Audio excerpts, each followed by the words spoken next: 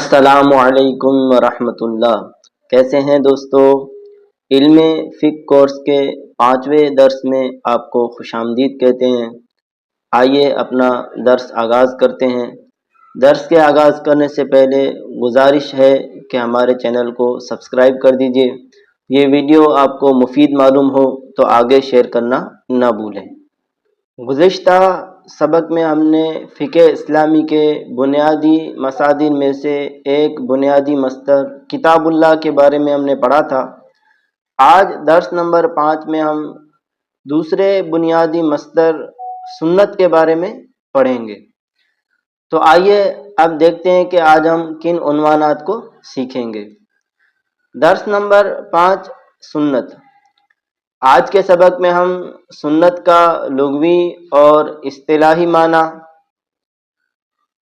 اس کے بعد سنت کے فقہی مصدر ہونے کا ثبوت، اور تیسرے نمبر پر ہم سنت کی اقسام اور احکام کو سیکھیں گے۔ آئیے شروع کرتے ہیں۔ سب سے پہلے ہم سنت کا لغوی اور اصطلاحی معنی دیکھتے ہیں۔ سنت فقہ اسلامی کا دوسرا بنیادی مصدر ہے۔ سنت کا لغوی معنی طریقہ، ضابطہ اور عادت ہے، یعنی کوئی طریقہ ہو، کوئی راستہ ہو یا عادت کو بھی سنت کہتے ہیں۔ محدثین کی اصطلاح میں سنت حضور صلی اللہ علیہ وسلم کی طرف منسوب اقوال، افعال اور تقریر کو کہتے ہیں۔ محدثین اسی کو حدیث بھی کہتے ہیں، یعنی رسول اللہ صلی اللہ علیہ وسلم کی طرف جو اقوال یا افعال یا تقریر آپ کی طرف منسوب کی گئی ہے، محدثین اس کو سنت کہتے ہیں اور اسی کو حدیث بھی کہا جاتا ہے۔ اب آئیے ان تینوں چیزوں کے بارے میں ہم مزید تفصیل سے جانتے ہیں۔ اقوال سے مراد آپ صلی اللہ تعالیٰ علیہ وسلم کے ارشادات ہیں، جیسے آپ صلی اللہ علیہ وسلم نے ارشاد فرمایا انما الاعمال بالنیات۔ افعال سے مراد وہ اعمال ہیں جو آپ نے اپنے ارادہ و اختیار سے انجام دیے، جیسے بیٹھ کر پانی پینا، بیٹھ کر پیشاب کرنا وغیرہ۔ تقریر سے مراد یہ ہے کہ کسی صحابی نے کوئی بات کہی ہو یا کوئی عمل کیا ہو اور آپ کے علم میں وہ آیا ہو اور آپ نے اس پر نکیر نہ کی ہو بلکہ خاموشی اختیار کی ہو۔ تو یہ جو تعریف میں بیان کیا گیا کہ حدیث رسول اللہ صلی اللہ علیہ وسلم کی طرف منسوب اقوال، افعال اور تقریر کو کہتے ہیں۔ اقوال سے مراد آپ صلی اللہ علیہ وسلم کے ارشادات ہیں، افعال سے مراد جو آپ صلی اللہ علیہ وسلم نے کام کیے ہیں، افعال کیے ہیں، اور تقریر سے مراد کسی صحابی نے کوئی بات کہی یا آپ کے سامنے کوئی عمل کیا اور آپ کے علم میں آنے کے بعد بھی آپ نے اسے منع نہ فرمایا اور خاموشی اختیار کی، تو یہ تقریر ہو گئی۔ تو یہ ہے اس تعریف کی وضاحت۔ اب آئیے اگلا ٹاپک ہم دیکھتے ہیں، سنت کے بنیادی مصدر ہونے کے دلائل۔ سنت کے بنیادی مصدر ہونے پر تمام علماء کرام کا اتفاق ہے۔ آئیے کچھ وہ دلائل جو علماء کرام نے بیان کیے ہیں قرآن مجید سے، ان کو دیکھتے ہیں۔ سب سے پہلے ہے یا ایھا الذین آمنوا اطیعوا اللہ واطیعوا الرسول واولی الامر منکم۔ اے ایمان والو، اللہ کی اطاعت کرو اور رسول کی اطاعت کرو اور تم میں سے جو حکومت والے ہیں ان کی۔ تو اس آیت مبارکہ میں رسول اللہ صلی اللہ علیہ وسلم کی اطاعت کا حکم دیا گیا ہے۔ اگلی آیت مبارکہ ہے من یطع الرسول فقد اطاع اللہ۔ جو رسول کی اطاعت کرے تو اس نے اللہ کی اطاعت کی۔ تو رسول اللہ صلی اللہ علیہ وسلم کی اطاعت کو اس آیت مبارکہ میں اللہ کی اطاعت بیان کیا گیا ہے۔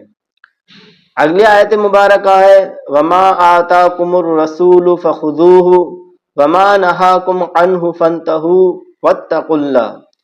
اور رسول تمہیں جو دیں اسے لے لو اور جس سے تم منع کرے اس سے رک جاؤ اور اللہ سے ڈرو۔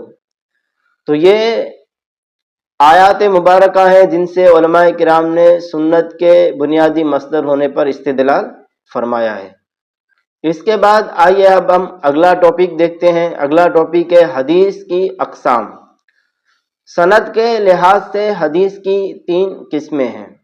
نمبر 1 متواتر، نمبر 2 مشہور اور نمبر 3 خبر واحد۔ آئیے اب ان تینوں کے متعلق ہم تفصیل سے دیکھتے ہیں۔ حدیث متواتر۔ حدیث متواتر کسے کہتے ہیں؟ تعریف کیا ہے؟ نبی اکرم صلی اللہ علیہ وسلم سے لے کر کتاب میں لکھے جانے تک ہر زمانے میں روایت کرنے والوں کی تعداد اتنی زیادہ ہو کہ ان لوگوں کا اس روایت کے سلسلے میں جھوٹ پر اتفاق کر لینا عادتاً ناممکن ہو۔ یعنی رسول اللہ صلی اللہ علیہ وسلم سے جو حدیث پاک سنی گئی ہے اور جس محدث نے اسے اپنی کتاب میں تحریر فرمایا ہے، وہاں تک اس روایت کو بیان کرنے والے اتنی تعداد میں ہر دور میں لوگ رہے ہوں کہ ان سب لوگوں کا ایک ساتھ جھوٹ گڑھ لینا، جھوٹ بیان کر دینا، اس روایت کو جھوٹا بیان کر لینا عادتاً ناممکن ہو۔ ایسی حدیث جو پہنچی ہو ہم تک، اس حدیث کو کہتے ہیں حدیث متواتر۔ حدیث متواتر کی بھی پھر 2 قسمیں بنتی ہیں تواتر کے ساتھ جو پہنچتی ہیں۔ تو تواتر ایک لفظی ہوتا ہے اور ایک تواتر معنوی ہوتا ہے۔ یعنی ایک حدیث متواتر لفظی ہوتی ہے اور ایک حدیث متواتر معنوی ہوتی ہے۔ متن حدیث کو روایت کرنے والے ہر زمانے میں اتنے ہوں کہ جن کا جھوٹ پر عادتاً اتفاق کر لینا ناممکن ہو۔ یعنی حدیث کا جو متن ہے اس کو روایت کرنے والے، اسی متن کو روایت کرنے والے بہت سارے لوگ ہیں کہ یہ عادتاً ناممکن ہو کہ وہ سب لوگ کسی بات میں جھوٹ پر کیا ہے متفق ہو جائیں۔ حدیث متواتر لفظی کی مثال دیکھیے، رسول اللہ صلی اللہ علیہ وسلم کا یہ ارشاد ہے، من کذب علی متعمدا فلیتبوأ مقعدہ من النار، جو مجھ پر جان بوجھ کر جھوٹ باندھے تو وہ اپنا ٹھکانہ جہنم میں بنا لے۔ اب یہ حدیث پاک کے بارے میں آتا ہے کہ یہ متواتر لفظی ہے، یعنی اس متن کو روایت کرنے والے تقریباً 98 صحابہ کرام ہیں، اور بعد میں صحابہ کرام سے بھی ہر دور میں اس کو بیان کرنے والے بہت سارے تعداد میں لوگ تھے کہ جن کا جھوٹ پر اتفاق کر لینا عادتاً ناممکن تھا۔ تو یہ حدیث متواتر لفظی ہے۔ تواتر معنوی یعنی وہ احادیث جن کے الفاظ تو مختلف ہوں لیکن مضمون حدیث کو روایت کرنے والے لوگ اتنے زیادہ ہوں کہ جن کا جھوٹ پر عادتاً اتفاق کر لینا ناممکن ہو۔ یعنی الفاظ الگ الگ ہوں گے لیکن اس کو روایت، اسی حدیث کے مضمون کو روایت کرنے والے بہت سارے ہر دور میں لوگ ہوں گے۔ جیسے اس کی مثال ہے دعا کے وقت ہاتھ اٹھانا، تو 100 سے زیادہ احادیث اس کے متعلق آئی ہیں، سب احادیث میں الفاظ الگ الگ ہیں مگر مضمون سب کا ایک ہی ہے کہ اس میں دعا کے وقت ہاتھ اٹھانے کا ذکر بیان کیا گیا ہے۔ اب آئیے دیکھتے ہیں کہ حدیث متواتر کا حکم کیا ہے۔ متواتر حدیثوں کا ثبوت یقینی اور قطعی ہوتا ہے اور ان سے علم یقین کا فائدہ حاصل ہوتا ہے۔ اب آئیے ہمارے اگلے ٹاپک پر ہم جاتے ہیں۔ اگلا ٹاپک ہے ہمارا حدیث مشہور۔ حدیث مشہور کی تعریف، وہ حدیث جس کو حضور صلی اللہ علیہ وسلم سے 1 یا 2 صحابی نے روایت کیا ہو یا کسی صحابی سے 1 یا 2 شخص نے روایت کی ہو لیکن اس کے بعد اس کو اتنے لوگ روایت کریں کہ ان کا جھوٹ پر اتفاق کر لینا ممکن نہ ہو۔ یعنی پہلے یا دوسرے طبقے میں حدیث کو روایت کرنے والے 1 یا 2 ہو لیکن بعد کے طبقات میں بہت سارے لوگ اس کو روایت کرنے لگے۔ مثال کے طور پر انما الاعمال بالنیات کی حدیث پاک ہے کہ اس حدیث کو حضور صلی اللہ علیہ وسلم سے صرف حضرت عمر نے نقل کیا ہے اور حضرت عمر سے علقمہ نے نقل کیا، لیکن حضرت علقمہ سے بہت سے لوگوں نے اس کو روایت کیا ہے۔ تو یہ حدیث مشہور ہے۔ حدیث مشہور کا حکم۔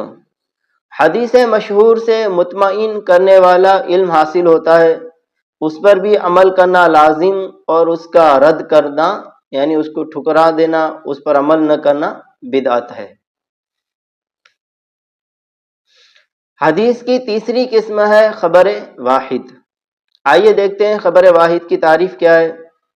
وہ حدیث جس کو حضور صلی اللہ علیہ وسلم سے ایک یا دو شخص نے نقل کیا ہو، لیکن ہر دور میں اتنے لوگوں نے روایت نہ کیا ہو جن کا جھوٹ پر جمع ہونا عادتاً ممکن نہ ہو۔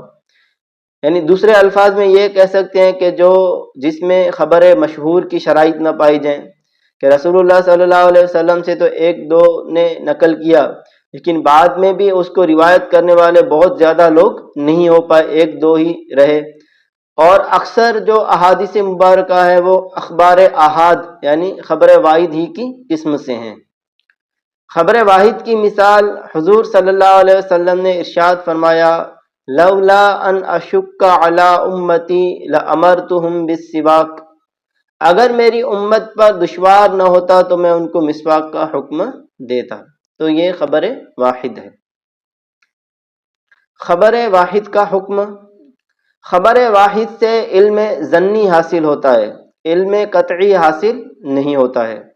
خبر واحد پر عمل کرنا ضروری ہوتا ہے، یعنی اگر وہ کسی مسئلے کے وجوب سے متعلق ہو، یعنی وہ حدیث کا تعلق کسی مسئلے کو واجب کرنے سے ہو تو اس پر عمل کرنا واجب ہوگا، اور وہ خبر کسی عمل کے مستحب ہونے سے متعلق ہو تو اس پر عمل کرنا مستحب ہوگا، بشرط یہ کہ اس کا راوی مسلمان، عادل اور حفظ و عقل میں صحیح ہو اور اس کی سند بھی ہم تک متصل ہو۔ خبر واحد سے عقیدے کا مسئلہ ثابت نہیں ہوگا۔ تو خبر واحد سے علم ظنی حاصل ہوتا ہے، اس پر عمل کرنا ضروری ہوتا ہے۔ تو اگر خبر واحد سے کسی چیز کے کرنے کا لازمی طور پر معنی نکلتا ہو تو اس پر عمل کرنا لازم ہو جائے گا، اور اگر کسی چیز پر عمل کرنے کا مستحب نکلتا ہو تو اس پر عمل کرنا مستحب ہو جائے گا، بشرط یہ کہ اس میں صحیح احادیث کی شرائط پائی جاتی ہوں، جیسے راوی مسلمان ہو، عادل ہو، حفظ و عقل میں صحیح ہو اور اس کی سند متصل ہو، اور اخبار احاد سے عقائد ثابت نہیں ہو سکتے ہیں۔ اب آئیے ہم آخری ٹاپک کو دیکھتے ہیں، خبر واحد پر عمل کرنے کی شرائط۔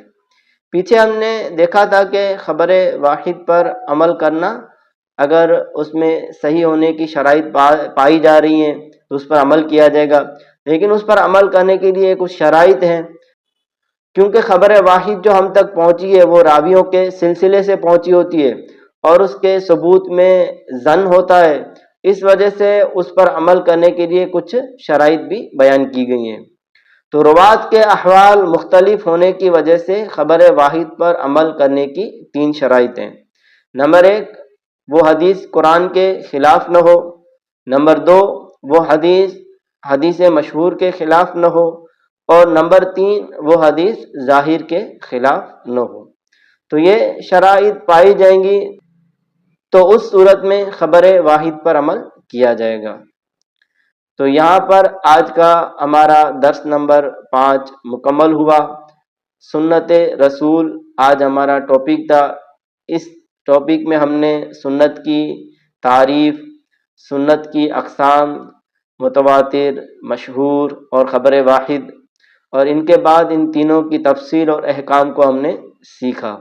تو اگر آپ کو یہ درس ہمارا مفید معلوم ہوا ہو تو آگے شیئر کرنا نہ بھولیں، ہمارے چینل کو سبسکرائب ضرور کر لیجئے۔ السلام علیکم ورحمۃ اللہ۔